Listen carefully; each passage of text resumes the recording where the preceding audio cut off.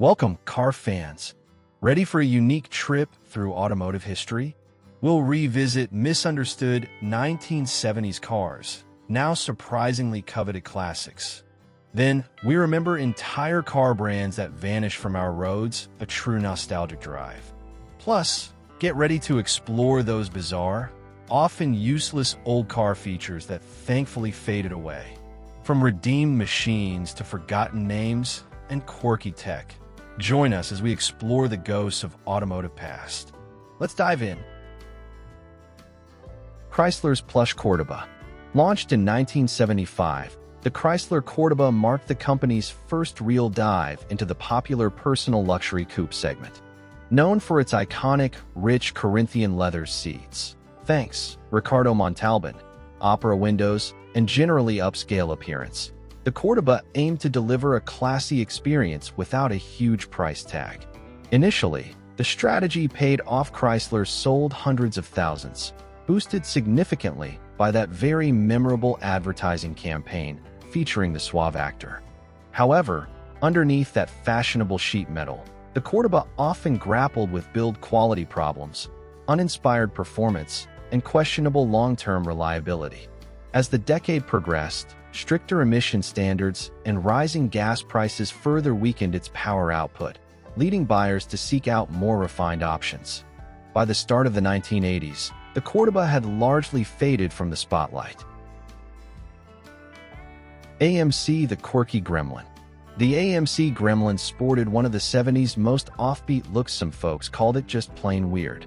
Picture a standard car with the trunk sawed clean off, leaving a blunt, almost awkward rear. But this funky design wasn't an accident.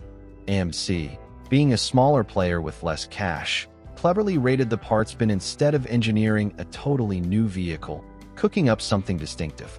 Underneath that unique skin, the Gremlin wasn't exactly a speed demon, let's be honest.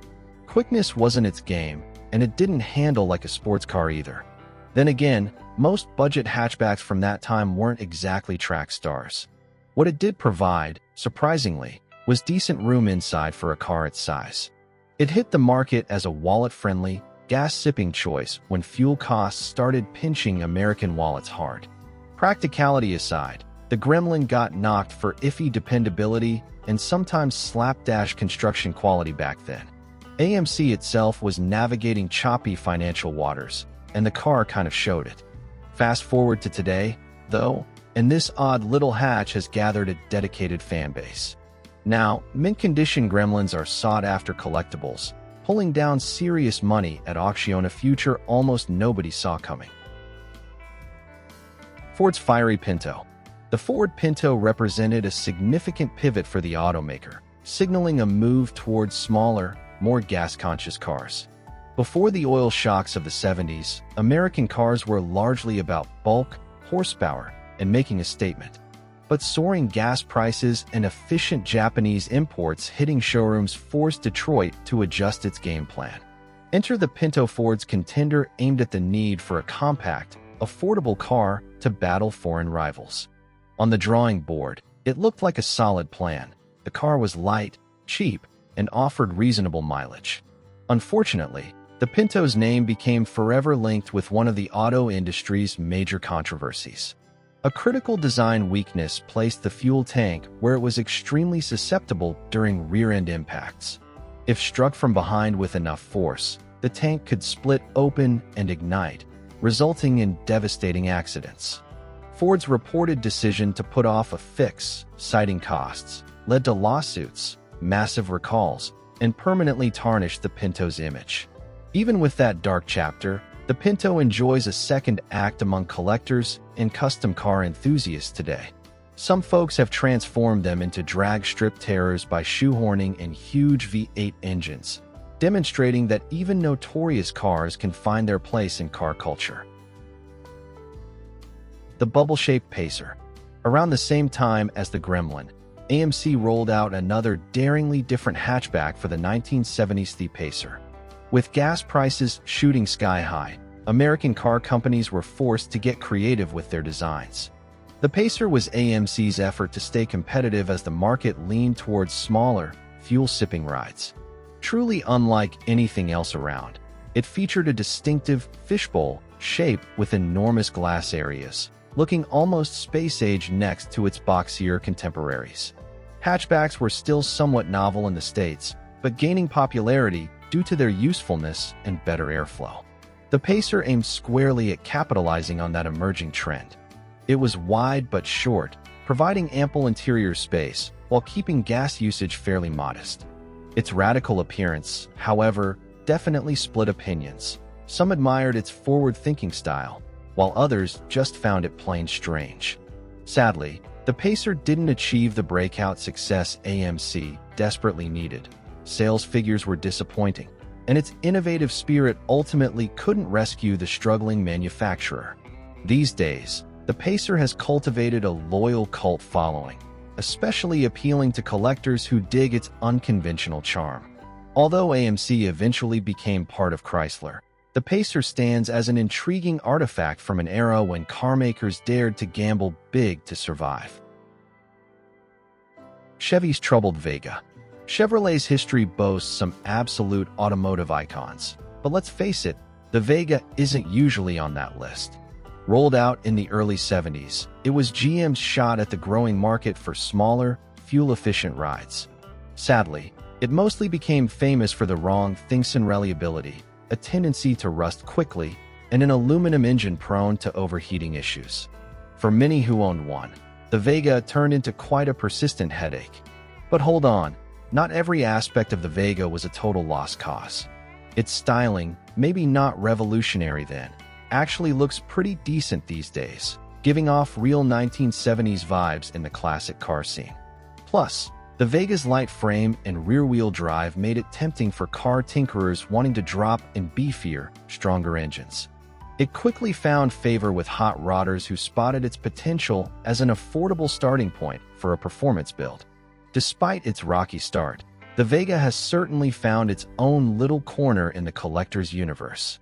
Thanks to a passionate community keeping these cars on the road, you'll definitely spot Vegas nowadays, either meticulously restored or heavily customized, strutting their stuff at car shows. Chevy's humble Chevette. Hardly any car in Chevrolet's long history has drawn as much mockery as the little Chevette. When it appeared mid-decade, potential buyers were puzzled. Why would General Motors, famous for muscular V8s and big family sedans, release such a basic, low-power compact? The Chevette was intended as a cheap, gas-saving option during the fuel crisis, but it honestly didn't excel in many areas. It certainly wasn't quick, nor was it the absolute king of fuel economy. And thanks to its Spartan interior and missing modern conveniences, it wasn't winning comfort competitions either. Still, despite its limitations, the Chevette managed a remarkably long production life, hanging around for more than 10 years as Chevy's entry-level choice. A lot of these cars were simply driven until they dropped, falling victim to rust or engine trouble. But in a strange turn of events, the Chevette has attracted a niche group of fans more recently. Because so few survived in decent shape, collectors are starting to see it as a fascinating relic from a different time. Finding a clean, low-mileage Chevette today is quite unusual, making it a quirky conversation piece representing the simpler, budget-focused side of 1970s motoring. VW's utilitarian Thing. Affectionately known as the Thing, the Volkswagen Type 181 ranks among the most peculiar vehicles VW offered in the latter half of the 20th century. Initially designed as a light military vehicle for European armies, the Type 181 was a tough, no-frills machine characterized by its distinctively boxy appearance. It shared many mechanical bits with the iconic Beetle, including the air-cooled flat-four engine and basic suspension setup. Yet, its bare-bones, military-esque look was a world away from the gentle curves of Volkswagen's more popular passenger cars. When it landed stateside in the early 70s, the Type 181 certainly stood out, catching the eye of adventurous types seeking something truly different. It wasn't exactly a mainstream hit back then, but its cult status has grown considerably over the years. Nicely restored examples now command strong prices, and enthusiasts delight in modifying them for fun off-road excursions. Should you stumble upon one in good shape, be prepared to shell out a decent sum for this wonderfully weird slice of VW history. Subaru's quirky Brat. The Subaru Brat, short for Bi-Drive Recreational All-Terrain Transporter, was a peculiar yet clever take on the small truck concept. Conceived as a compact utility runabout, the Brat clearly drew some inspiration from the Chevy El Camino, but incorporated Subaru's unique engineering, most notably its boxer four-cylinder engine and standard all-wheel drive system. These elements gave the Brat surprising capability, providing an advantage in slippery or off-road situations where similar vehicles might falter. One of its strangest, yet most defining, features was the pair of rearward-facing jump seats bolted into the cargo bed. This allowed Subaru to classify it as a passenger car, cleverly sidestepping the hefty import taxes levied on trucks at the time. While the Brat didn't become a massive seller initially, it steadily built a loyal fan base. Today, it's a prized collectible, particularly among off-roaders and adventure seekers who appreciate its unique style, solid mechanicals, and impressive go-anywhere attitude. Mercury's shifting Cougar. The Mercury Cougar underwent quite a few identity changes throughout the 1970s, seemingly struggling to find its distinct niche within the broader Ford Motor Company family. Originally launched as a more luxurious counterpart to the Ford Mustang, the earliest Cougars shared significant mechanical DNA with Ford's famed pony car. However, by the mid-70s, the Cougar pivoted towards a larger, plusher design, distancing itself considerably from its sportier origins. That longer front end, abundance of chrome trim, and cushy interior clearly marked a move from muscle car territory into the personal luxury coupe class, a change that definitely divided opinions among car fans. This evolution certainly made the Cougar noticeable, though maybe not always for the best reasons. It lost some of the raw excitement of its earlier iterations, and Mercury sometimes found it challenging to market effectively. Despite these struggles, the Cougar has earned more respect in recent years. Collectors now appreciate its Mustang-derived foundation and unique styling cues, particularly on models equipped with the more powerful V8 engine options. Even though it might have experienced an identity crisis back in the 70s, today's Cougar is seen as a distinctive classic with steadily increasing appeal. BMW's game-changing 3.0C. The BMW E30 3.0C was truly revolutionary back in the 1970s, signaling BMW's emergence as a formidable player in the high-end performance sedan category. During a period when American roads were largely populated by oversized, floaty luxury cars, the E3 made a distinct impression with its clean, sophisticated European aesthetics and meticulous engineering. Driven by a smooth 3.0-liter inline-six engine, it offered remarkable performance for its day, expertly mixing speed with a level of refinement that few contemporary cars could actually achieve. This particular model was instrumental in forging BMW's performance-oriented image and directly helped establish the foundation for the brand's enduring tagline, "The ultimate driving machine." Featuring responsive handling, a superbly balanced chassis, and a genuinely rewarding driving feel, the 3.0C was significantly ahead of its competition technologically. Once a somewhat overlooked classic sedan, its collectible value has been consistently rising as enthusiasts increasingly acknowledge its historical importance and driving pleasure. Plymouth's forgotten aero truck. While Plymouth is predominantly remembered today for its powerful muscle cars like the Roadrunner and Barracuda, many forget the brand briefly dabbled in the compact pickup truck market with the Plymouth Arrow. Essentially based on the Mitsubishi Forte pickup and closely related to the Dodge D50, the Arrow represented a fairly unique offering during a time when small trucks were starting to gain popularity in the U.S. It sported distinct Plymouth branding, a somewhat aggressive design for its class, and came equipped with a fuel-efficient four-cylinder engine, making it well-suited for lighter hauling tasks and navigating city streets. Despite its inherent practicality, The Aero pickup never really achieved broad recognition, largely because the Plymouth brand itself was so strongly linked with high-performance cars. However, following the discontinuation of the entire Plymouth marque back in 2001, nearly all surviving Plymouth vehicles have naturally gained some level of collectability, and the Aero truck is certainly no exception. With most examples having vanished over the years due to age and typical truck use, finding one today is quite rare, making them highly prized by dedicated Mopar enthusiasts. Spotting one now offers a cool glimpse into a lesser-known chapter of Plymouth's varied history. Mercury's Pinto twin, the Bobcat. The Mercury Bobcat was pretty much just a Ford Pinto wearing slightly nicer clothes, but that association couldn't shield it from the firestorms surrounding its sibling. Introduced in the mid-70s as Mercury's shot at a more premium compact car, the Bobcat shared almost everything mechanical with the Pinto, including that infamous fuel tank design, making it a safety concern. Although Mercury added small cosmetic updates like a different grille, better trim pieces, and extra chromite, just couldn't escape the Pinto's controversial reputation. Performance-wise, the Bobcat didn't exactly thrill anyone either. Its little four-cylinder engines provided rather pokey acceleration, and its road manners weren't anything special. Going up against well-made, fuel-efficient imports arriving from Japan, the Bobcat found it tough to win over customers.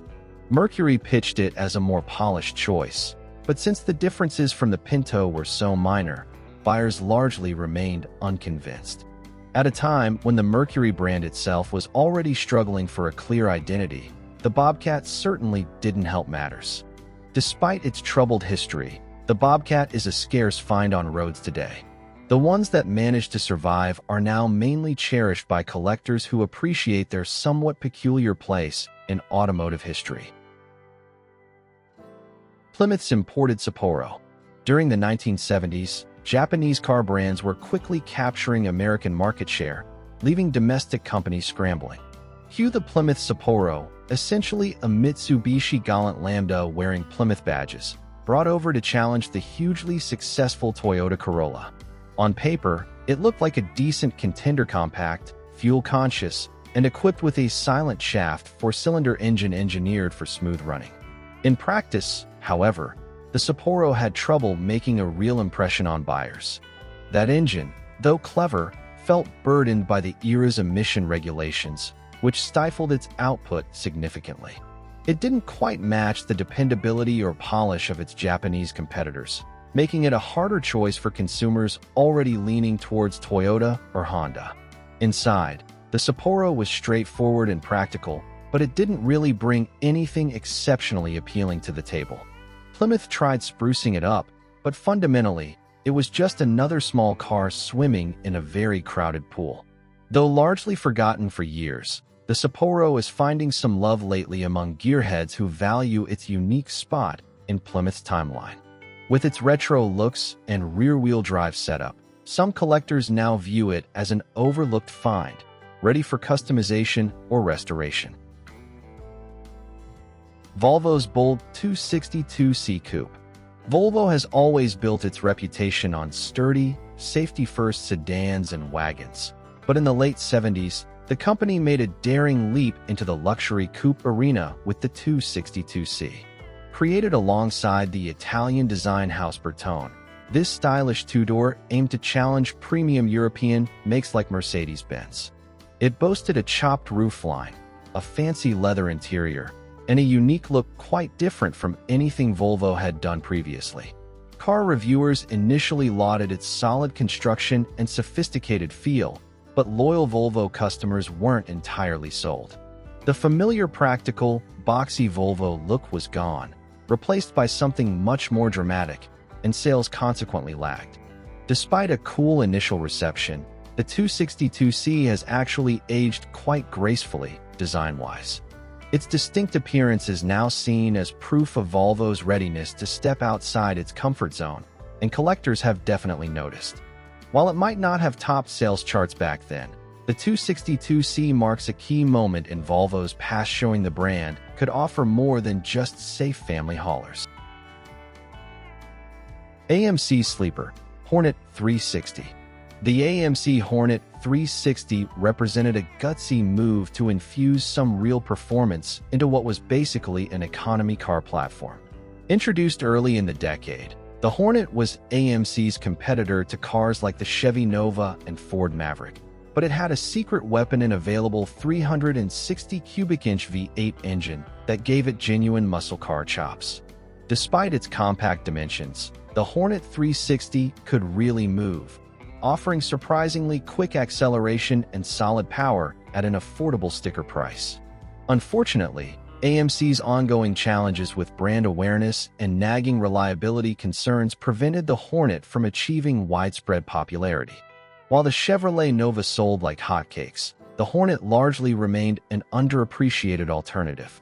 Nowadays, though, this car is definitely getting more attention from enthusiasts, with many choosing to drop in modern V8s for even greater performance. The Hornet 360 might not have been a showroom star, but it's a bona fide hidden treasure in the realm of sleeper muscle cars. GMC's El Camino cousin, Sprint. For a short period in the early 1970s, GMC tested the waters of the passenger car world with the Sprint, which was, for all intents and purposes, a twin to the Chevrolet El Camino. Featuring only slight variations in badges, the front grille look, and trim details, the Sprint was positioned as a slightly more work-oriented option within GMC's predominantly truck-focused dealerships. Unfortunately, it never achieved the same level of fame or recognition as its Chevy sibling, resulting in lower production numbers before it was eventually phased out. While the El Camino went on to become a cult favorite muscle car, the Sprint mostly drifted into automotive obscurity until relatively recently. Collectors and car enthusiasts have started to recognize its comparative rarity, causing its value to gradually increase. As prices for classic El Caminos continue to climb, more people are discovering the Sprint as an equally attractive and performance-ready alternative. Whether brought back to factory condition or built into a mean street machine, the GMC Sprint is finally emerging from the El Camino's long shadow, claiming its spot as a cool collector's find. If you could bring back one 70s car with modern upgrades, which would it be? The iconic Country Squire wagon. For many years, the Ford Country Squire was the absolute definition of the classic American family station wagon. Sporting that unmistakable fake wood paneling down its sides, a long profile, and a truly cavernous interior, it perfectly captured the heyday of wagons. This full-size hauler could comfortably seat up to 9 people, making it the vehicle of choice for countless family road trips, summer vacations, and everyday suburban duties. The Country Squire cemented its place in pop culture history, notably through its memorable appearance in National Lampoon's Christmas Vacation, where it was both admired and hilariously mocked. Once largely ignored by car collectors, the Country Squire is now finding increased appreciation, especially among those feeling nostalgic for traditional American wagons. As SUVs and crossovers have taken over roads, vintage wagons like the Country Squire evoke a cherished, bygone era of automotive style. Well-kept examples are becoming more valuable as enthusiasts rediscover their unique charm, practicality, and status as a genuine piece of Americana. Chevy's car truck, El Camino. When the Chevrolet El Camino first appeared, it was definitely a head-turner, part cool muscle car, part handy pickup truck, and totally unconventional. Although it always had a dedicated group of fans, the general public never fully embraced its hybrid nature during its heyday. The somewhat tight cabin and limited hauling practicality made it a harder sell against traditional pickups, while serious muscle car fans often skipped it for a Chevelle or Camaro. Despite its unique looks and powerful SS versions available, the El Camino just wasn't a massive sales success back then. However, the passage of time has been incredibly good to the El Camino. Once seen as an interesting but underappreciated experiment, it has blossomed into a seriously sought-after collectible vehicle today.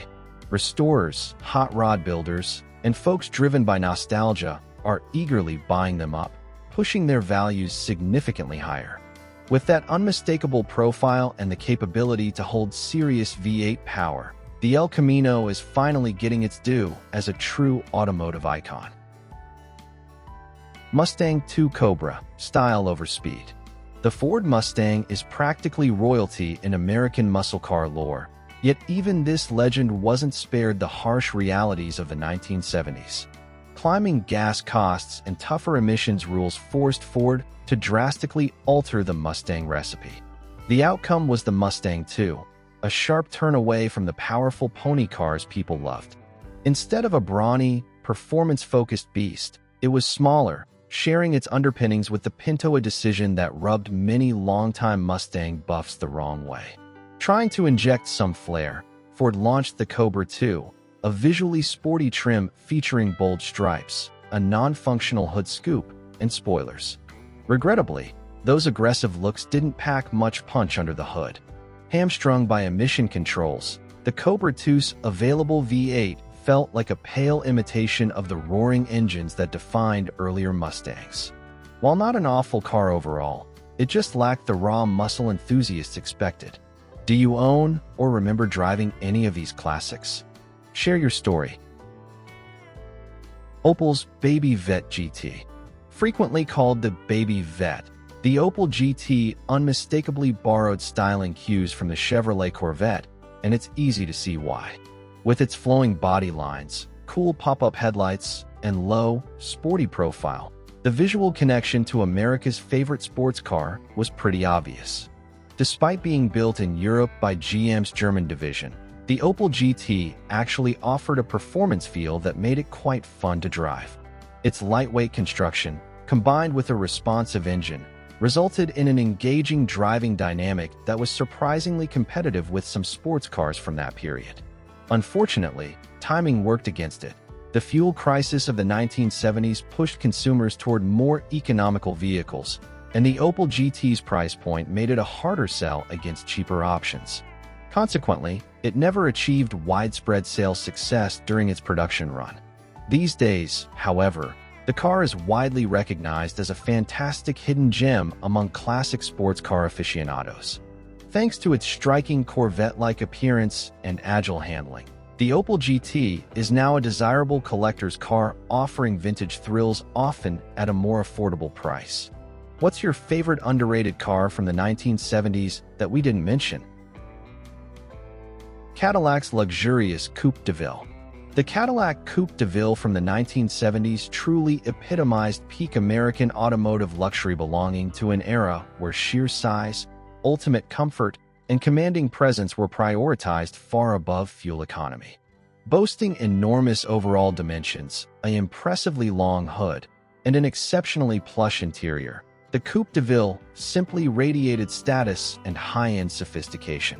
It was engineered for smooth, effortless highway cruising, providing a serene ride quality paired with a powerful V8 engine that delivered authoritative performance on the open road. However, when the mid-decade fuel crisis struck, consumer appetite for such huge luxury vehicles started to wane, prompting GM to downsize subsequent models. Despite that market shift, the classic 70s Coupe de Ville endures as a true icon among car collectors today. Its bold, unmistakable styling, signature Cadillac front grille, and sheer imposing presence on the road have cemented its status as a sought-after vintage automobile. Locating a well-preserved example these days is getting tougher, and consequently, prices continue to appreciate. As modern luxury vehicles increasingly focus on efficiency rather than outright grandeur, the Coupe de Ville stands tall as a magnificent symbol of an era unlikely to ever be repeated, a genuine American land yacht. The stylish Dart Swinger. The 1970 Dodge Dart Swinger was Dodge's pitch to younger buyers wanting a compact car with both style and performance. As part of the legendary Mopar muscle car family, the Swinger caught eyes with its sharp lines, optional cool vinyl roof covering, and ready-to-rumble posture. But the real magic was often under the hood. Buyers could choose anything from a dependable slant-six engine up to a seriously potent 340 V8, turning this lightweight into a formidable street machine.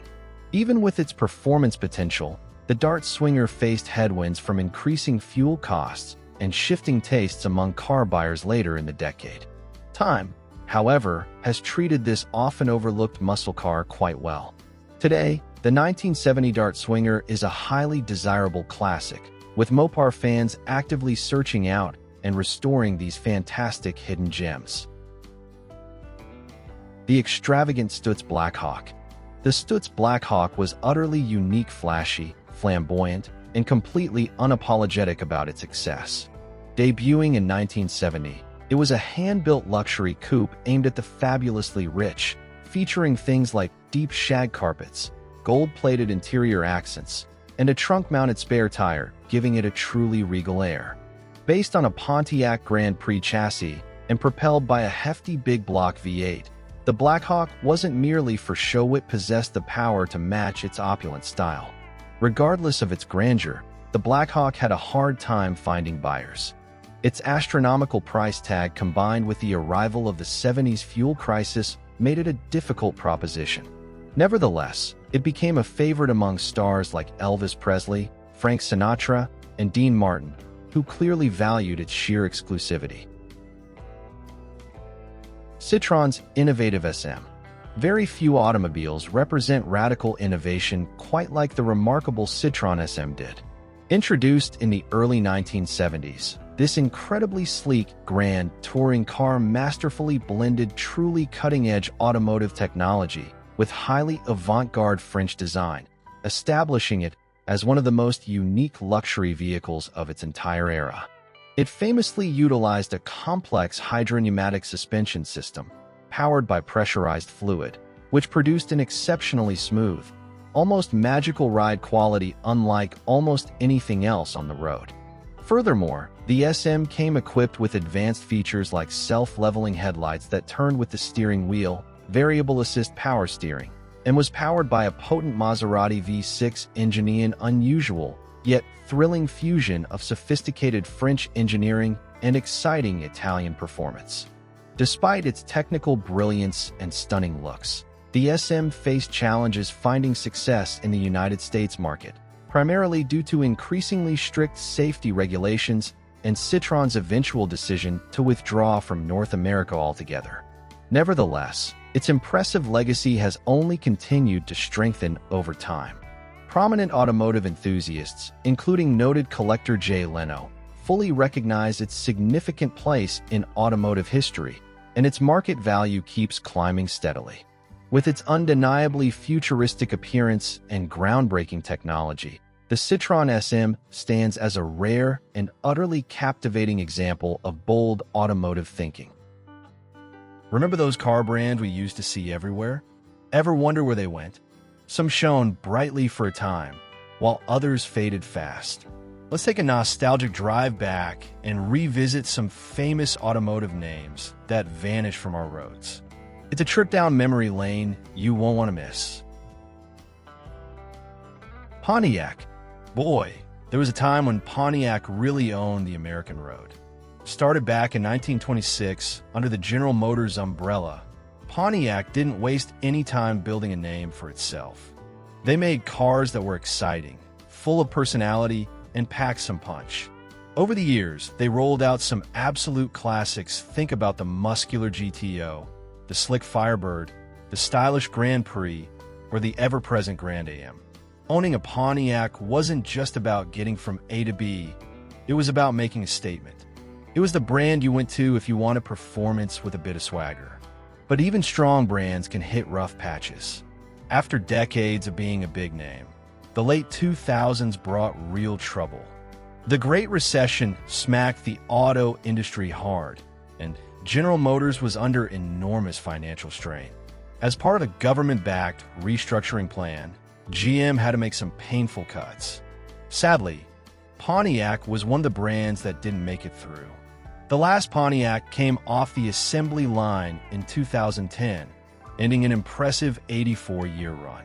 Did you or someone you know ever own a car from one of these now extinct brands? Share your story. American Suzuki. Suzuki cars had their own little spot on American roads, didn't they? They were known for being compact, easy on the wallet, and maybe a bit different from the mainstream. Think about models like the SX4 or the Grand Vitara, solid little vehicles for folks watching their budget, offering a reliable choice compared to pricier options. But despite having some dedicated fans and a few neat models, they never quite hit the big time in the crowded US market. So, back in 2012, after years of sales not quite taking off and facing stiff competition, American Suzuki called it quits on the car side of things here, filing for bankruptcy. They pointed to sluggish sales as the main culprit. Now, you still see Suzuki motorcycles and boat motors around, as those parts of the business kept going under the Suzuki name. But the car division in the USA just quietly closed up shop. Interestingly, the story isn't over for Suzuki globally. The parent company, Suzuki Motor Corporation, is still a major player in Japan and other parts of the world, making cars, bikes, and small trucks. So, while American Suzuki cars are gone from our highways, the main company is still going strong elsewhere. Packard. Long before Cadillac and Lincoln became the names everyone associated with American luxury, there was Packard. Founded way back in 1899, Packard spent half a century building a rock-solid reputation for making some of the absolute finest, most elegant cars produced in the USA. These weren't just transportation. They were symbols of success and status. Think beautiful lines, handcrafted details, powerful, smooth engines. Packards were the choice of the wealthy, admired by everyone, and respected throughout the industry. Their famous slogan, "Ask the man who owns one," wasn't just marketing fluff. It showed Packard's deep confidence in their quality. Whether it was a grand sedan or a stunning convertible, a Packard meant refinement, top-notch engineering, and understated class. But by the 1950s, things started to change.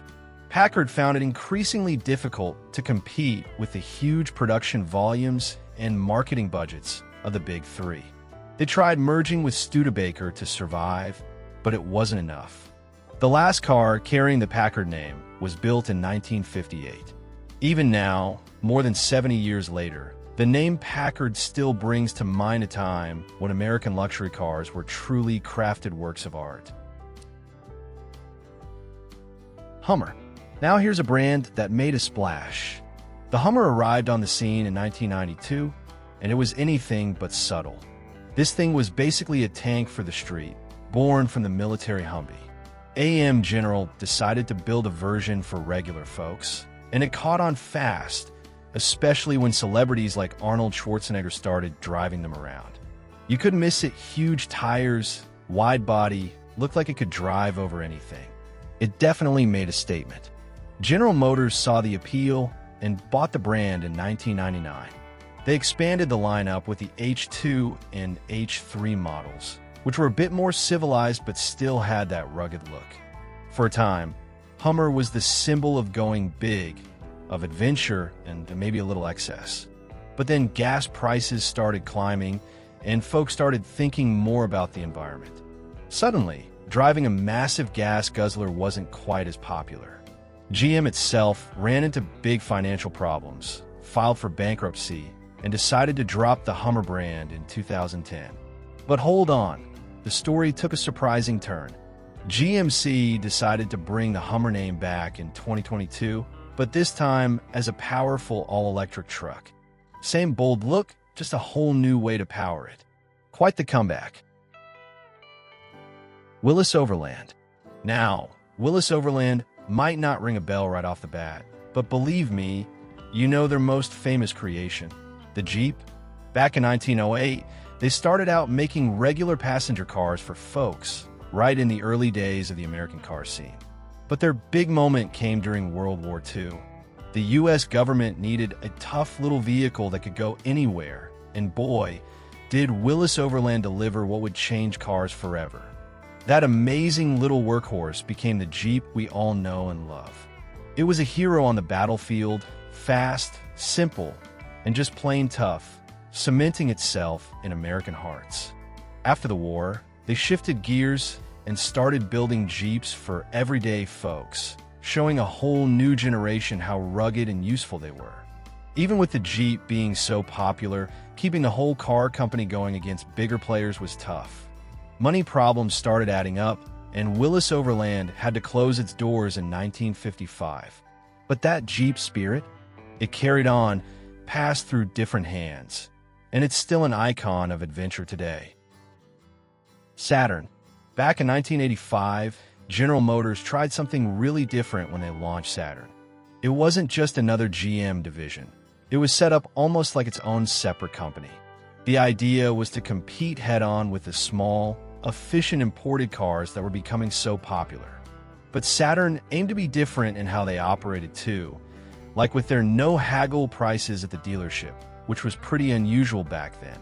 And remember those plastic body panels? That was a signature Saturn feature. They didn't dent easily and could often pop back into place after a minor bump, making the cars practical and pretty tough. Models like the Saturn Ion sedan and the sporty little Saturn Sky Roadster earned a reputation for being reliable and having a clean, modern look. Saturn built up a really loyal group of owners, folks who loved that their affordable cars just seemed to keep going and going. You still see a surprising number of them on the road today, quietly doing their thing. Even though Saturn had solid sales and happy customers, General Motors decided to wind down the brand in 2010. It was part of a bigger restructuring plan for GM during tough times. Saturn may be gone, but it's remembered for trying to do things its own way in the car business. Plymouth. Let's take a little trip back to 1928. That's when Walter P. Chrysler, a real automotive pioneer, introduced the Plymouth brand. His thinking was simple: create a dependable car that the average American family could actually afford. See, back then, many cars were just too expensive for everyday folks. Plymouth stepped right in as the sensible, budget-friendly choice under the Chrysler umbrella. And what a smart move it turned out to be. For decades, Plymouth built some truly well-loved cars. Remember the Roadrunner, the Barracuda, or maybe the family-hauling Voyager.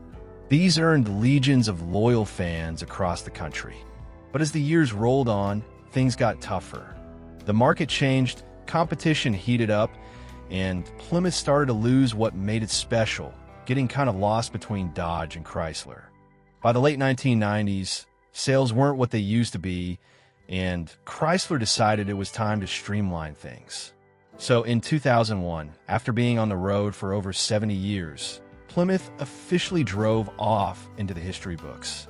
Some of its spirit maybe lived on in other Chrysler models, but the name itself was retired. Still, for a lot of us, Plymouth represents good, solid American car, making from a bygone era. Mercury.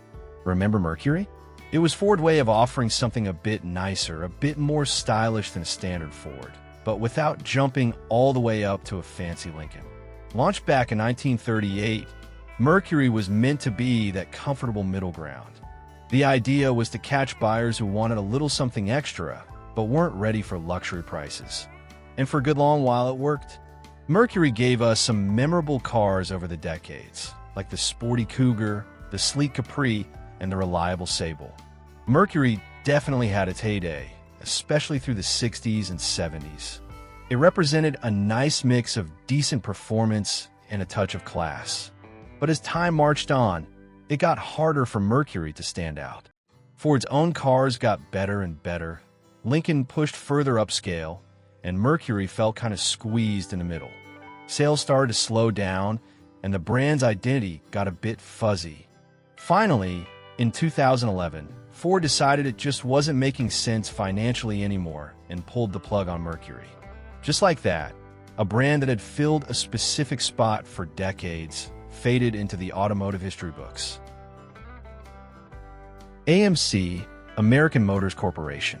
Remember American Motors Corporation, or AMC as we usually called it? They were the scrappy underdog trying to make a dent against the big three: Ford, GM, and Chrysler. Formed way back in 1954 by combining Nash Kelvinator and Hudson, it was the biggest corporate merger in U.S. history back then. Their plan? Offer something fresh and give the big guys some competition. And, for a good stretch, they did just that. One of the key figures there was George Romney, Mitt Romney's dad. As the first boss at AMC, he took them down a different road. While Detroit was pumping out huge gas guzzlers, Romney focused on smaller cars that didn't drink so much fuel, like the popular Rambler. That smart thinking gave AMC a real edge, especially in the late 50s and early 60s.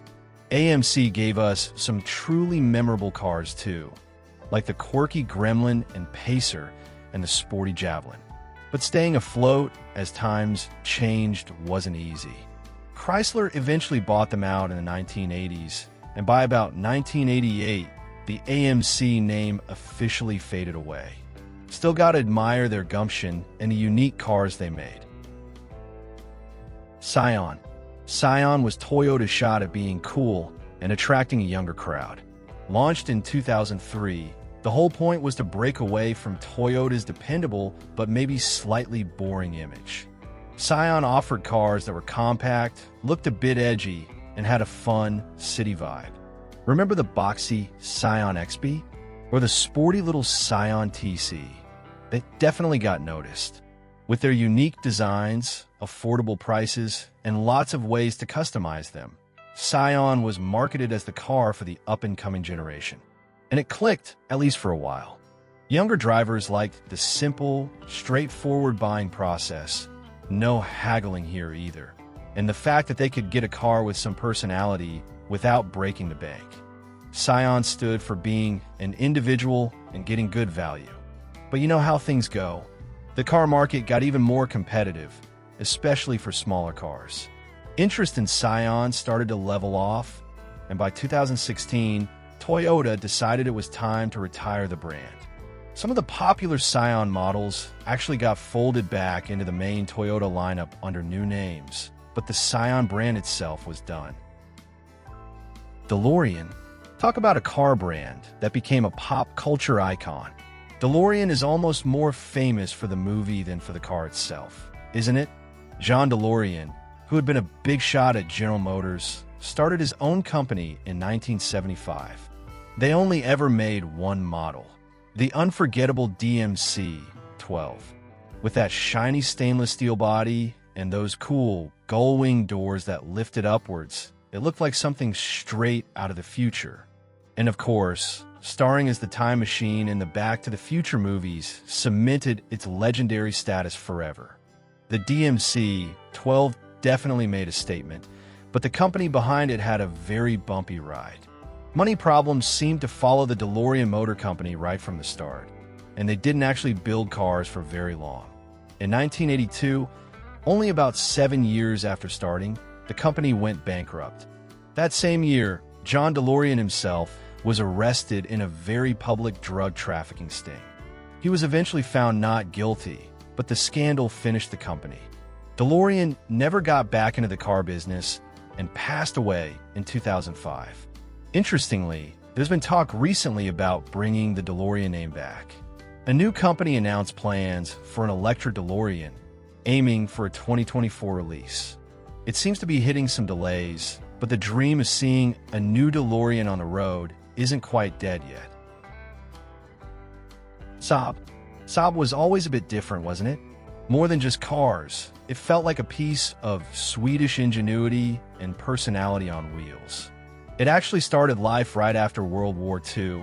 In 1945, spun off from an airplane company. That background probably explains why Saabs often had unique designs and a big focus on safety. They definitely had a reputation for being a little quirky, but folks who owned them swore by their reliability. Saab attracted a really loyal following worldwide. The company changed hands a few times over the years, and each time, there was hope it would find solid ground. General Motors took control back in 2002, hoping to boost Saab's presence globally. But even with GM's backing, the brand had a tough time finding its niche against all the competition. The market was changing fast, and Saab just couldn't quite keep up. Production ground to a halt in 2011, and 2012 marked the first year in ages that no new Saabs were built. There was one last flicker of hope in 2013 when a Swedish company bought the brand, planning to relaunch with electric cars. But that effort didn't get very far. By 2014, Saab was officially shut down, this time for good. A rather quiet end for a brand that once seemed so innovative. Eagle. Eagle was one of those brands that came and went relatively quickly, but some folks definitely remember it. It was born out of a big corporate shuffle. When Chrysler bought American Motors Corporation, AMC, back in 1987, they didn't just get the valuable Jeep brand. They also saw a chance to launch something new. That something was Eagle. The idea was to target younger buyers who liked the sporty feel of imported cars, but maybe wanted something from an American company, possibly at a better price. Eagle was meant to be a fresh face in Chrysler's stable during the late 80s and 90s. Eagle cars were often developed with help from international partners, like Mitsubishi, blending American design ideas with Japanese engineering know-how. Two models that stand out were the Eagle Talon, a sharp-looking, often turbocharged coupe that definitely had some zip, and the Eagle Summit, a practical compact car that offered good value. These cars found a niche following, especially with drivers looking for something a bit different. But despite having some appeal, Eagle never really took off the way Chrysler had hoped. Marketing focus shifted, other brands within Chrysler competed for attention, and eventually, Chrysler decided to pull the plug in the late 1990s. The Eagle name vanished, but its attempt to offer something sporty and a little unconventional is still remembered by some car fans. Rover. Rover is a name with deep roots in British car making, even though you won't find new Rover cars today. The company actually started way back in 1878, believe it or not, making bicycles. But by the middle of the 20th century, Rover had earned respect as an automaker. Their biggest claim to fame came in 1948 when they created the legendary Land Rover. Originally designed as a tough, go-anywhere vehicle for farming and light industrial use, the Land Rover quickly became famous worldwide for its incredible durability and off-road prowess. In fact, the Land Rover became so successful and iconic that it eventually became its own separate brand, which is still hugely popular today. Meanwhile, the original Rover name continued for a time, mostly on passenger cars that were known more for being comfortable and well-built rather than sporty or flashy. But as the years went by, the Rover car brand faced a lot of challenges, financial troubles, different owners, and very tough competition. Eventually, production of cars under the Rover name stopped completely. While the Rover brand as a maker of its own cars is gone, its history lives on, especially through the hugely successful Jaguar Land Rover company, which still holds the rights to the name. The Rover car brand might have faded, but its influence, particularly through the Land Rover, is still very much alive on roads and trails everywhere. Checker. When you hear the name Checker, chances are you picture one of those big, boxy yellow taxi cabs, especially if you've spent time in cities like New York. But what a lot of folks don't realize is that Checker wasn't just the style of cab. It was the actual brand of car. The Checker Motors Corporation started way back in 1922. They became famous for building these incredibly tough, roomy sedans that were perfect for the taxi business and dominated that market for decades. These cars were built like tanks, spacious inside, simple to fix, and designed to handle the rough and tumble life of city driving day after day. Checker cabs became a real symbol of American city life. Their most famous model, the Checker Marathon, hardly changed its look for years, and that was part of its appeal. It was all about function, not flash, and it did its job incredibly well. Sadly, after years of financial difficulties, Checker Motors finally closed its doors for good in 2009 and filed for bankruptcy. But the name still holds some magic. There have been whispers and rumors over the years about someone bringing Checker back, maybe as a retro-looking electric car or something. Nothing solid yet, but the idea definitely sparks some nostalgia, especially for anyone who ever flagged down one of those iconic cabs. Studebaker. Studebaker's story goes way back, much further than most car brands we talk about today. Get this, it started in 1852. Not with cars, though. Five brothers started a blacksmith shop in South Bend, Indiana, building sturdy wagons and carriages pulled by horses. They got a great reputation for quality work. Then, as the world started moving towards automobiles, Studebaker made the switch and started producing cars in the early 1900s. They were one of the very few companies that successfully went from horse-drawn vehicles to motor cars. For many decades, Studebaker was known for making cars with really bold, sometimes futuristic styles, and some clever engineering. Models like the Commander or the incredibly sleek Avanti definitely turned heads and won them a loyal following. But even with that history and style, Studebaker always had a hard time competing against the sheer size and production power of the big three: Ford, GM, and Chrysler, who could build cars more cheaply. By 1967, facing mounting debts and relentless competition, Studebaker had to stop making cars. It was the end of an amazing 115-year journey in transportation. Isuzu. You might not immediately think of Isuzu when listing major car brands in America, but this Japanese company actually played a pretty interesting role here, especially in the rise of the SUV.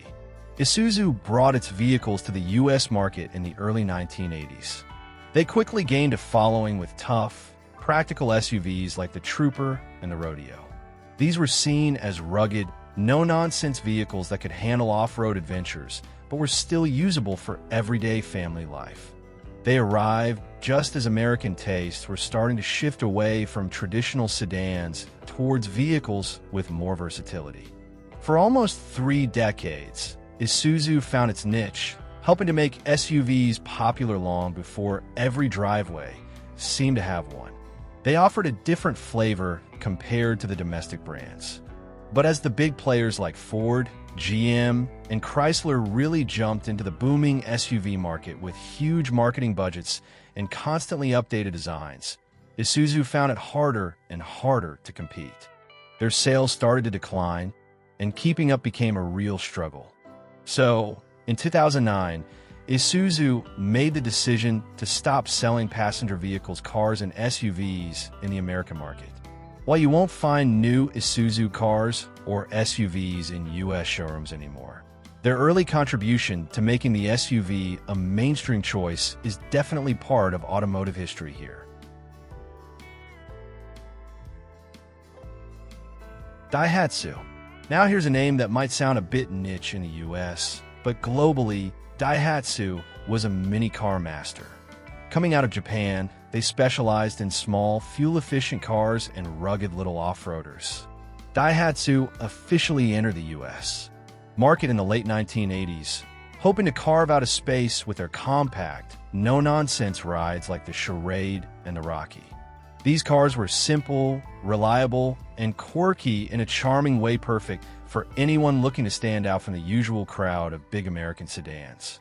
But despite their gutsy effort, Daihatsu just couldn't break through. With limited dealerships, low marketing power, and prices a bit too high for the size, they packed up and left the US. By 1992, even though their time in America was short-lived, Daihatsu left behind a trail of cult fans and curious collectors. And globally, they're still a major player in microcars. For those who remember, seeing a Daihatsu roll by always sparks a "hey, I remember those" moment. Edsel. Oh, the Edsel. If ever there was a famous cautionary tale in the car business, this is it, and it came straight from the mighty Ford Motor Company. Launched with tremendous hype in 1958, Edsel was supposed to be Ford's answer to fill the price gap between their standard Ford models and the upscale Mercury and Lincoln lines. Named after Henry Ford's only son, Edsel Ford, the brand burst onto the scene with 8 different models, promising something bold, new, and futuristic. And it certainly was bold. The Edsel had that very distinctive, some said strange, vertical grille, plus lots of chrome and some cutting-edge features for the time. but the public just didn't warm up to it. Sales figures were way below expectations right from the start, and critics were often harsh about its looks. To make matters worse, the timing was terrible. The USA slipped into a recession right when the Edsel launched, and people weren't rushing out to buy flashy new cars. Even with Ford pouring huge amounts of money into development and marketing, the Edsel just couldn't find its footing. By 1960, only 2 years after its splashy debut, Ford gave up and discontinued the brand. The name Edsel pretty much became shorthand for a big, expensive flop. Still, for car collectors and history buffs, it remains a truly fascinating, if short, chapter in Ford's otherwise very successful story. Tucker. The Tucker Corporation. Now, there's one of the great, what might have been stories in American car history. Started in the 1940s by a charismatic and ambitious guy named Preston Tucker, the company aimed to completely shake up the auto industry.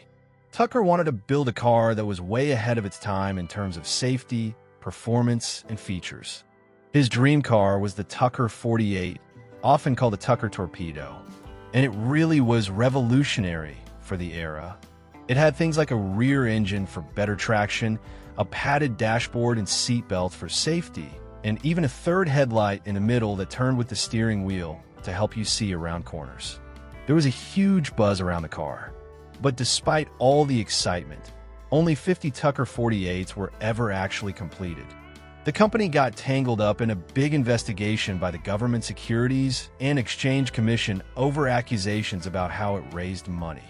Even though Preston Tucker was eventually cleared of all charges, the negative publicity and legal battles doomed the company. Investors backed away, funding dried up, and the Tucker Corporation collapsed before it ever really got going. The company may have disappeared almost as quickly as it arrived, but the bold vision and innovative ideas behind the Tucker 48 still capture the imagination of car enthusiasts today. DeSoto. DeSoto was once a solid part of the Chrysler family, introduced back in 1928. The idea was to offer cars that fit neatly between Chrysler's more affordable Dodge and Plymouth lines and the higher-end Chrysler models. Named after the Spanish explorer Hernando de Soto, the brand quickly found its footing, offering stylish, mid-price cars that often featured cool designs and some modern touches for the time. Through the Depression years, the war years, and especially during the flashy 1950s, DeSoto built cars that really captured the era. Think tail fins, lots of chrome, and bold styling. But trouble was brewing beneath the surface. The late 1950s brought an economic downturn, and the recession of 1,958 hit makers of mid-price cars particularly hard. DeSoto's sales dropped significantly, and it started getting squeezed out by strong competition from both Dodge and Chrysler's own offerings.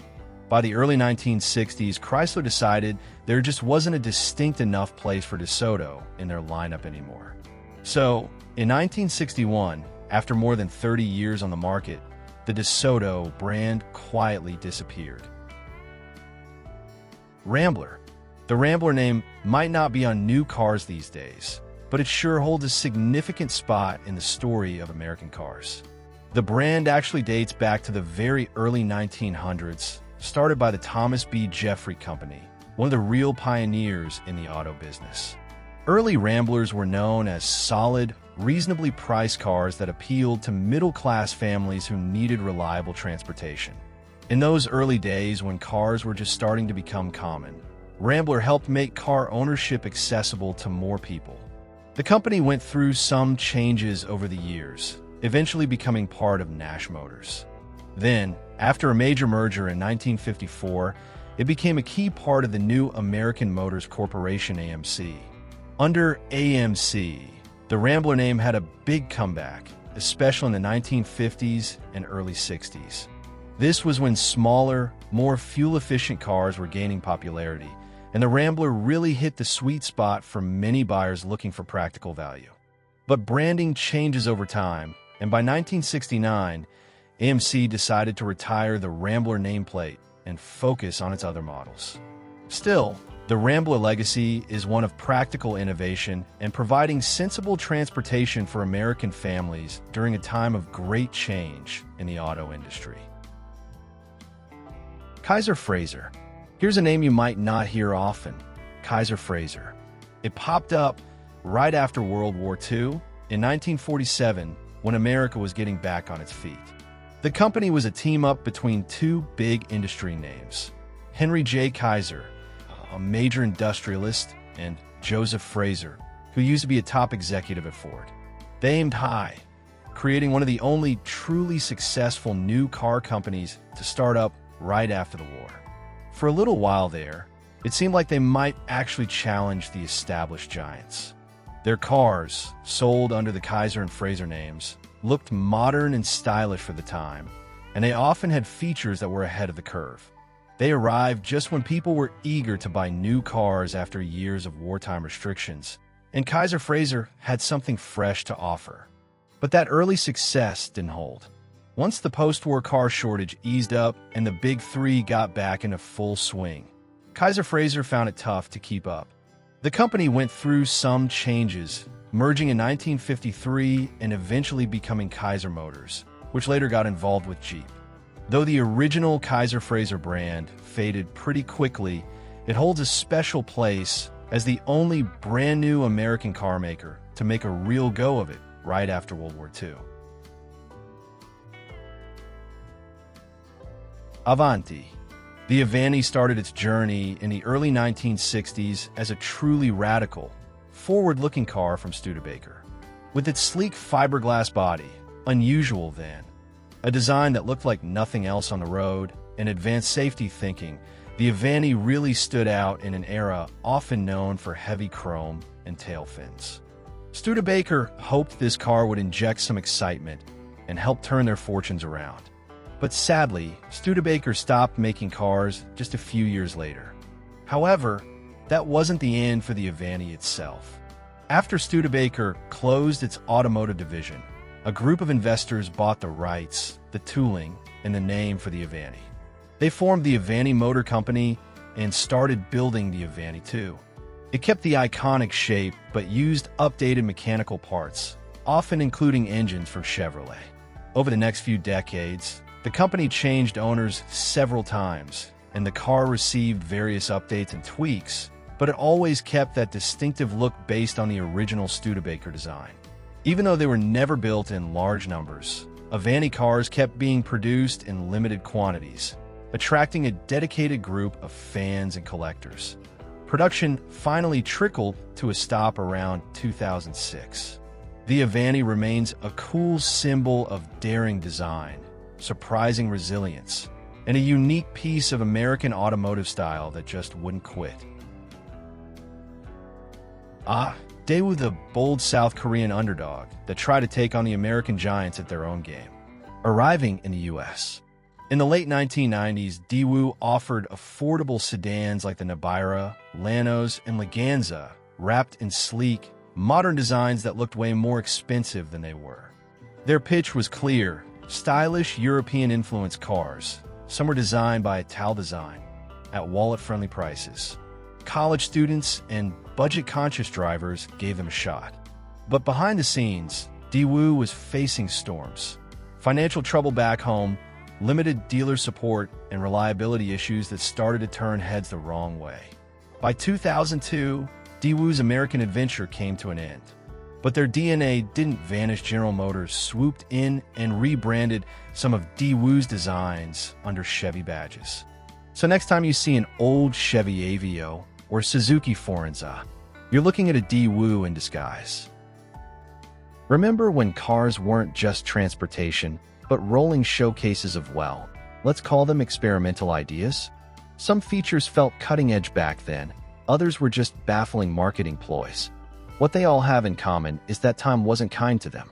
So, grab your keys, metaphorically speaking, and let's take a spin down memory lane, looking at 20 car features that vanished, often for very understandable reasons. These are the ghosts of automotive past. Vibrasonic sound system. You have to wonder what was going on in the design labs sometimes. Were they geniuses or just bored? Case in point, General Motors' brief experiment with the vibrasonic sound system in the late 1950s. They basically decided your Buick needed the acoustics of an empty gymnasium. The promise? To drench your radio tunes in lush, echoing reverb, making that AM broadcast sound like it was performed live in the Grand Canyon or maybe just a very large, tiled bathroom. The goal was to make car audio feel richer and more immersive than the tinny speakers of the era typically allowed. So, GM rigged up systems with amplifiers and special reflectors designed to bounce sound waves all around the cabin. Initially, it probably sounded impressive, giving music a sense of grandeur. But the downsides quickly became apparent. Trying to have a conversation felt like shouting across a cave. News reports became garbled echoes, and that rich reverb just made everything sound muddy and weird after about 5 minutes. On top of that, installing the system was apparently a headache, leading to rattling panels and inconsistent sound quality. Drivers probably started longing for the simple clarity of standard radio. Interestingly, the idea didn't completely die. Toyota even offered reverb switches on some models decades later in the 80s. But vibrasonic itself faded out by 1965, a testament to the fact that sometimes more isn't actually better, especially when it comes to echoes. Opera windows. The opera window. If ever there was a car feature that screamed, "We need to make this look fancier, add something, anything," this was it. Popular from the early 1970s through the mid-1980s, these were small, often oddly shaped, oval, round, sometimes rectangular with rounded corners. Windows typically set into the C-pillar, usually surrounded by a padded vinyl roof. You saw them everywhere on big American luxury barges, Lincoln Continentals, Cadillac Eldorados, and Sevilles, Chrysler New Yorkers. They were meant to evoke the feeling of private boxes at the opera, suggesting exclusivity and old-world charm. In reality, they offered virtually no visibility for the driver or passengers. They didn't open for ventilation. They were purely decorative, a little piece of automotive jewelry intended to signify prestige. Sometimes they even had the car's emblem etched into them, just to double down on the branding. But like shoulder pads or shag carpeting, their time eventually passed. The look became dated, associated with the excessive, sometimes gaudy style of the era. Plus, they could be another potential spot for leaks or rattles as the seals aged. As car design shifted towards cleaner lines, better aerodynamics, and improved visibility in the late 80s, the opera window quietly exited the stage, leaving behind a faint outline on countless vinyl roofs, a curious relic of perceived luxury. Automatic seat belts. Here's a safety feature that felt more like a well-intentioned ambush. In the late 1970s and into the 80s and 90s, facing pressure to increase seatbelt usage and meet passive restraint regulations, automakers came up with the automatic seatbelt. The idea was simple: take the driver out of the equation. Forget buckling up, the car would do it for you. These systems typically involved a motorized shoulder belt mounted on a track along the door frame or roofline. Close the door, and the belt would automatically slide into place across your chest, sometimes with surprising speed. It was meant to ensure compliance, but the execution was often clumsy and annoying. Many designs still required you to manually fasten a separate lap belt, defeating the automatic point for full protection. Some door-mounted versions were particularly awkward. You'd have to duck under the belt just to get into the seat. It felt less like a safety feature and more like wrestling with your own car. This Rube Goldberg approach gained traction partly because seatbelt use was shockingly low back then, under 15% by 1983, and it was an alternative to installing airbags, which were more expensive initially. But users quickly grew tired of the inconvenience, the frequent mechanical failures, belts jamming or moving slowly, and the general feeling of being manhandled. Once airbags became standard and far more effective, these motorized contraptions thankfully disappeared, sliding silently into the junkyard of bad ideas. Cassette players. Long before streaming and satellite radio, the soundtrack to your drive came from a little plastic rectangle filled with magnetic tape. The cassette player wasn't just a device. It was the heart of the car's entertainment system for decades. Kicking off in the early 70s, these players finally gave drivers complete control over what they listened to, liberating them from the whims of radio DJs. Suddenly, your car transformed into a personal concert hall, blasting your favorite albums or carefully curated mixtapes, assuming the tape didn't get chewed up by the player, a frustration every child of the era remembers well. As the technology matured through the 80s, cassette decks became more sophisticated, boasting features like auto-reverse, so you didn't have to flip the tape manually, Dolby noise reduction to quiet that persistent hiss, and buttons for skipping tracks that rarely landed exactly where you wanted. Brands like Pioneer, Alpine, and Blaupunkt became dashboard royalty. People poured hours into crafting the perfect road trip mixtape, each song choice a deliberate mood setter. Ironically, one of the hottest car audio accessories in the 90s was the simple cassette adapter, a fake cassette with a wire that let you plug in your portable CD player or early MP3 player. It was the tape deck's last hurrah, a bridge to the digital age that would soon replace it entirely. But for a whole generation, the satisfying clunk of inserting a cassette was the sound of freedom on the open road. Car phones. Long before smartphones became extensions of our arms, having a phone in your car was the ultimate status symbol and a logistical feat. We're not talking about a sleek device paired via Bluetooth. We're talking about bulky, permanently installed units that made your car feel like a mobile command center.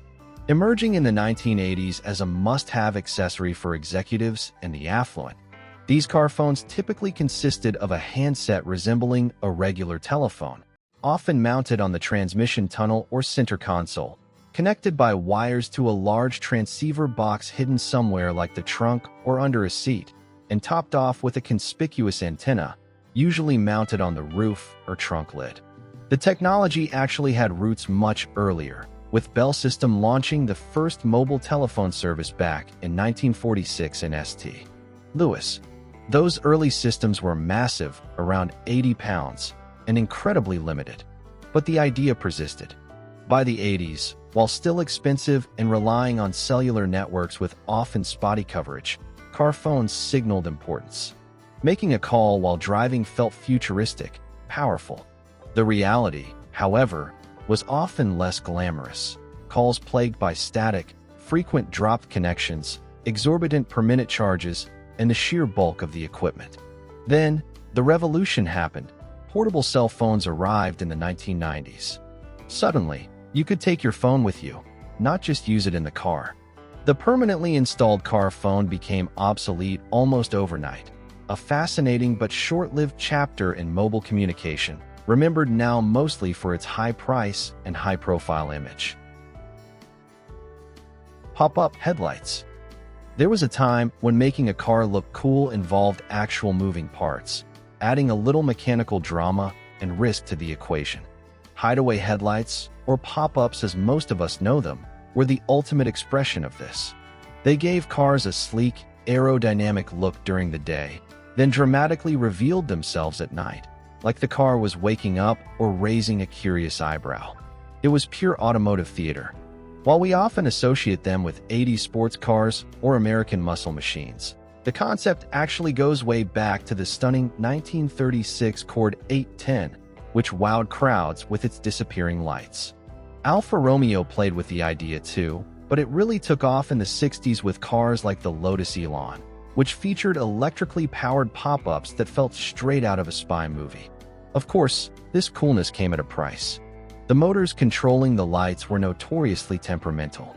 Sometimes one light would pop up, sometimes neither, sometimes they'd get stuck halfway, giving the car a perpetually sleepy or confused look. Repairs could be expensive, and finding parts wasn't always easy.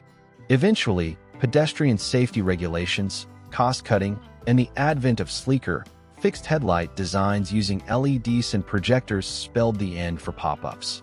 The last cars featuring them rolled off the line in 2004, closing the book on an era when headlights didn't just illuminate the road, they made a statement. Voice alert systems. The 1980s. a time when synthesized voices were the future, apparently even inside your car. Automakers got it in their heads that what drivers really craved wasn't better fuel economy or a smoother ride, but a robotic nag built right into the dashboard. Think of it as the car's attempt at being helpful, channeled through the personality of a disgruntled speak and spell. These early voice alert systems were less KITT from Knight Rider and more like getting driving tips from a calculator. Chrysler was a prime offender with cars like the LeBaron, famous for its monotone pronouncements. Your fuel level is low, or the unforgettable, a door is ajar. That last one probably launched 1,000 family arguments over what ajar even meant. The idea was noble, keep eyes on the road, but the execution often felt like being trapped with a co-pilot who only knew 3 phrases and couldn't take a hint. The constant, unmutable alerts turned futuristic novelty into sheer annoyance pretty darn quick. Thankfully, clearer digital displays and simple icons took over, leaving these chatty dashboards as a quirky footnote in automotive history, a reminder that not every tech idea sticks the landing. CD changers. Remember the satisfying mechanical whir and clunk from the trunk or under the seat? That was the sound of your CD changer, the pinnacle of mobile music convenience in the late 1990s and early 2000s. Before MP3 players and streaming took over, if you wanted a large selection of music on the go without constantly swapping discs in the dashboard player, the CD changer was the answer. These units typically held 6, 10, or even 12 compact discs loaded into a removable magazine or cartridge. You'd carefully load your favorite albums into the slots at home, slide the magazine into the changer unit, often hidden away to save space, and then control everything from the main stereo head unit in the dash. Press a button, and the changer would mechanically select and play the disc and track you wanted. It felt incredibly high-tech, giving you hours of uninterrupted music for road trips. No more fumbling with jewel cases while driving. Of course, they weren't perfect. The mechanisms could jam, discs could occasionally get scratched or fail to read, and navigating between discs and tracks using the often limited controls on the radio could be a bit clunky. Plus, hitting a big pothole could sometimes cause a skip, just like with a portable CD player. But for a significant period, the CD changer represented the ultimate in-car audio experience, your own curated jukebox on wheels. Then came the digital revolution, making even a 12-disc changer seem quaintly limited. They faded fast, replaced by USB ports and Bluetooth connections. Swivel bucket seats. Ever secretly wished your car seat could do a full 360 like a swanky bar stool? Well, for a little while back in the day, it actually could. Starting in the late 1950s, car companies, always looking for the next big thing in comfort and maybe a little bit of showroom pizzazz, rolled out swivel bucket seats. The idea was pure convenience mixed with a dash of cool. Imagine effortlessly pivoting to exit your car, like sliding out of a booth at your favorite diner instead of performing awkward automotive yoga. General Motors really leaned into this during the 60s and early 70s, popping them into cars like the Chevrolet Monte Carlo and Oldsmobile Cutlass. For a brief, shining moment, it felt like the future of car interiors. Getting in and out was undeniably easier, especially in big, two-door coupes, and it added a certain flair. But, like many flashy ideas, the novelty wore off when reality set in. The swivel mechanism itself could be finicky, prone to breaking, and it took up valuable interior real estate. Plus, some folks complained about feeling a bit unstable, like they were perched on a rolling office chair during turns. Practicality eventually won out, and by the late 70s, the spinning seat took its final curtain call. Chrysler tried a brief revival with their swivel and-go minivan seating in the 2000s, but again, it didn't quite catch on. Turns out, easy exits aren't everything. Fender skirts. Want to make a car look longer, sleeker, and maybe a touch more sophisticated, at least by mid-century standards? Just cover up the top half of the rear wheels. That was the thinking behind fender skirts, also known as spats, in some parts of the world. These curved panels, usually made of metal and often adorned with chrome trim, bolted over the rear wheel openings, creating a smooth, unbroken line along the car's body side. Popular from the 1940s through the 1960s and lingering on some models into the 70s, fender skirts were primarily an aesthetic choice. They contributed to the long, low, streamlined look that was fashionable for luxury cars and cruisers of the era, like the iconic Cadillac DeVille's or Chevrolet Impalas. They made the car appear to float slightly, hiding the mundane mechanical bits of the wheels and suspension. While they might have offered a minuscule aerodynamic benefit, their main purpose was style. However, that style came with a significant practical drawback. Changing a flat tire became a multi-step process. You couldn't just jack up the car and remove the wheel. You had to unbolt and remove the fender skirt first, often requiring tools and adding time and hassle to an already unpleasant task. As design trends shifted towards more exposed wheels and a less heavy look in the 1970s, and as practicality perhaps gained a bit more importance, fender skirts gradually disappeared from most production cars, becoming a distinctive feature primarily associated with classic American cruisers and the custom car scene. Curb feelers. Before fancy parking sensors and backup cameras, drivers had a much more tactile way of knowing they were getting too close to the curb feelers. Think of them as low-tech whiskers for your car. These were typically flexible wires or springs mounted low on the fender, usually near the front and or rear wheels.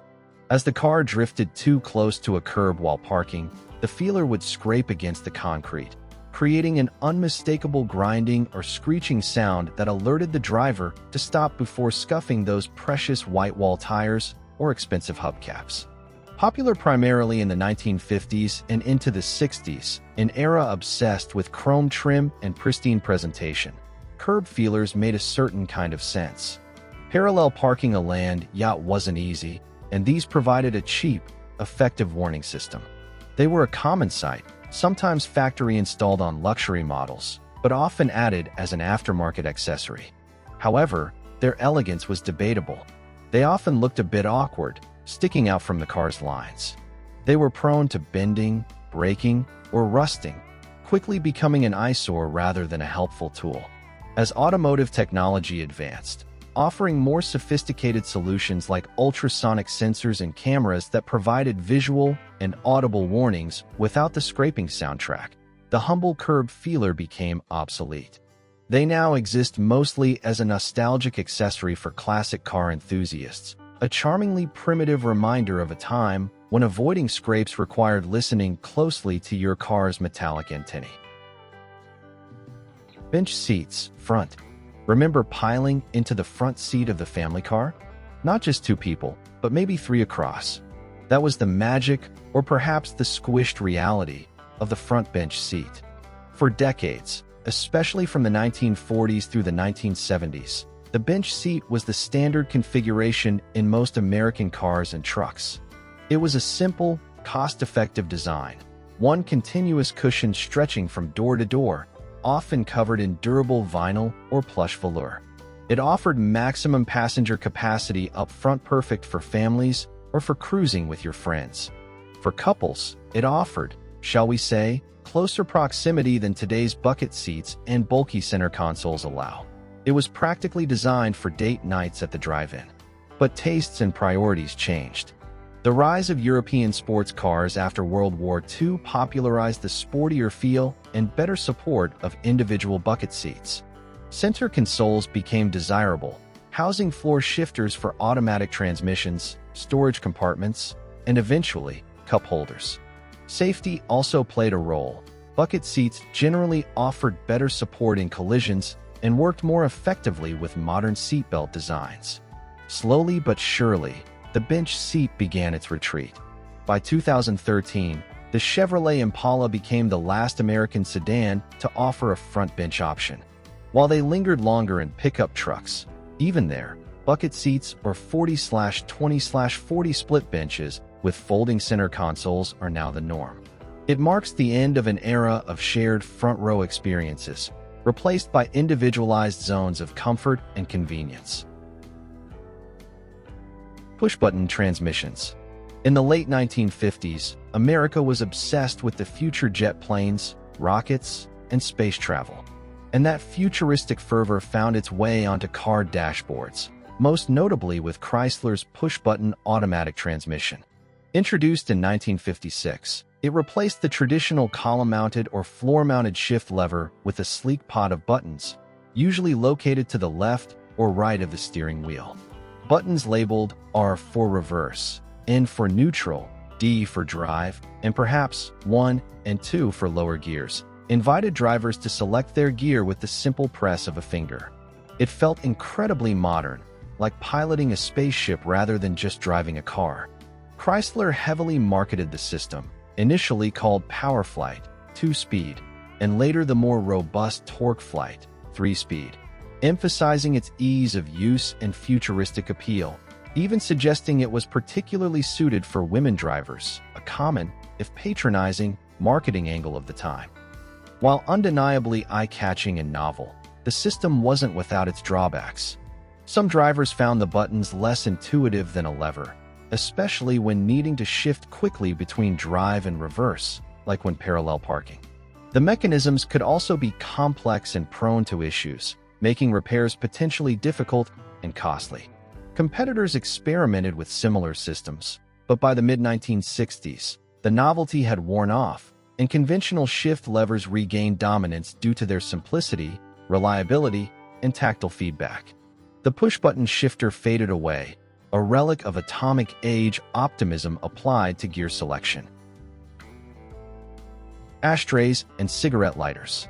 It might seem wild to younger generations, but there was a long stretch of automotive history where having a place to ash your cigarette and light the next one was considered an essential, standard feature as basic as having a steering wheel.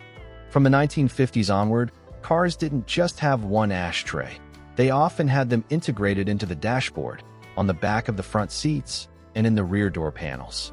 And the cigarette lighter wasn't just a power outlet. It was a dedicated, spring-loaded heating element designed specifically for lighting tobacco. Automakers put thought into these. Luxury models often featured illuminated ashtrays for nighttime fumbling, and lighters that popped out with a satisfying thunk, glowing red-hot and ready. This wasn't just accommodating a habit. It was reflecting a time when smoking was commonplace, socially acceptable, and even glamorous in many circles. The car's interior was designed around it. But societal views shifted dramatically. Growing awareness of health risks and widespread smoking bans began to push cigarettes out of the mainstream. In 1994, Chrysler made headlines by being the first major American automaker to remove cigarette lighters and ashtrays as standard equipment, making them optional instead. Others soon followed. The ashtrays vanished almost entirely, sometimes replaced by small storage cubbies or cup holders.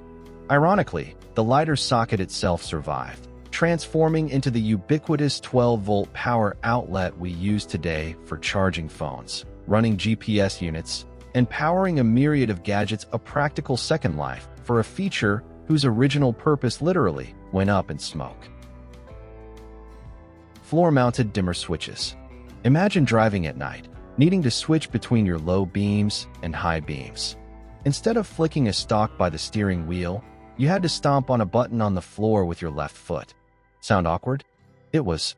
Yet, for about half a century, this was the standard way to control your headlights' brightness in most American cars. Starting way back in the late 1920s, automakers moved the dimmer control from the dashboard or steering wheel hub down to the floor, typically located to the left of the clutch pedal, or where the clutch pedal would be in an automatic. The logic, presumably, was to keep the driver's hands on the wheel. A quick tap with the foot would toggle between high and low beams. While functional, the system had its flaws. Finding that small button with your foot in the dark, especially while navigating a tricky road or dealing with bad weather, wasn't always easy. Drivers might accidentally hit it or struggle to activate it smoothly. Dirt, mud, snow, and spilled sodas could gum up the switch, making it sticky or unresponsive. It just wasn't the most ergonomic or convenient setup. Major manufacturers like Ford, General Motors, and Chrysler all used this floor-mounted design for decades. Eventually, however, ergonomics and convenience won out. By the 1970s and into the early 80s, the dimmer switch migrated back up to the steering column, usually integrated with the turn signal stalk, where it remains today a much more intuitive and easily accessible location. Manual window cranks. Before the whisper-quiet hum of electric motors raising and lowering your car windows became ubiquitous, there was the humble window crank. 4 generations of drivers and passengers. Controlling ventilation meant grabbing that handle and giving it a good few turns clockwise to go up, counterclockwise to go down. It was a purely mechanical system, beautifully simple, a handle connected to gears that moved the window glass within the door. There were no wires, no switches, no motors to burn out. Just direct, physical interaction. You felt the window moving.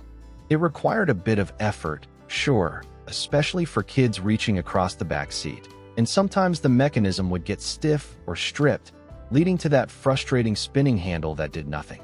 But it was reliable, cheap to manufacture, and easy enough to fix. From the earliest enclosed cars right through the 1980s and 90s, manual cranks were standard equipment on base models and many everyday vehicles. Power windows, once a luxury feature, gradually became more common and affordable. By the early 2000s, finding a new car with manual cranks started to become rare. Even famously utilitarian vehicles like the base model Jeep Wrangler eventually succumbed, phasing out manual windows around 2025. While few probably missed the exertion, especially on a hot day, there's a certain mechanical charm and simplicity to the old window crank, a direct connection to the workings of the car that's now almost entirely gone. Hidden fuel fillers. There was a certain suave coolness, a bit of automotive magic, to pulling into a gas station in a classic American car and having the attendant, yes, attendants used to pump your gas, flip down the license plate, or swing open a taillight to find the fuel filler cap. Hiding the gas cap wasn't about function, it was pure style, a way to achieve cleaner, uninterrupted body lines. This trend took off in the 1940s and was particularly popular through the 1950s, 60s, and into the 70s. Cadillac was an early adopter, tucking the filler behind a hinged taillight on some 1941 models.